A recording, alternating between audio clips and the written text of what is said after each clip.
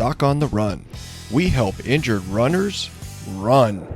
I got some good news and some bad news, and that's what we're talking about today on the Doc on the Run podcast. I was just reviewing some comments on YouTube videos, and I got one from a woman named Mary who had just viewed the video on permanent calf atrophy and how that can happen if you spend way too long in a fractured walking boot or a cast. Because if it takes too long to heal and you're in a boot too long, you're immobilized in a cast too long, you actually can get atrophy that is irreversible. And Mary replied and she said, basically, great, now you depressed the crap out of me. Thanks, ugh. Well, okay, so I got some good news and some bad news for you, Mary. The good news is it's not actually your fault.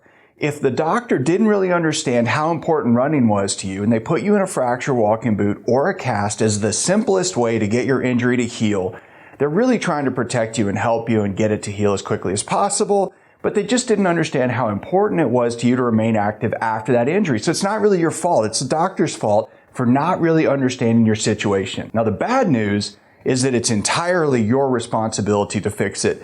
The doctor is not going to exercise for you. The doctor is not going to pay attention to your nutrition. Your doctor is not going to figure out how to really aggressively work to overcome that atrophy so that you can get back to the activities that you enjoy.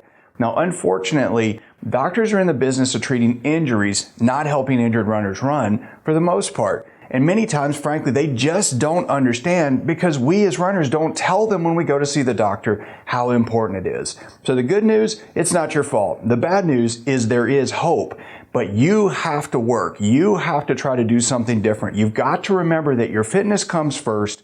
The injury is what you worry about later. But you can't just sit and wait for 2 weeks, 4 weeks, 6 weeks, 8 weeks, 12 weeks, or a year to actually keep your fitness, maintain your fitness. So if you really want to get back to running, that's just the way it is. So remember, fitness first, injury second. And if you pay attention to that, you can stay fit, you can maintain your running fitness, and you can get back to running a whole lot faster.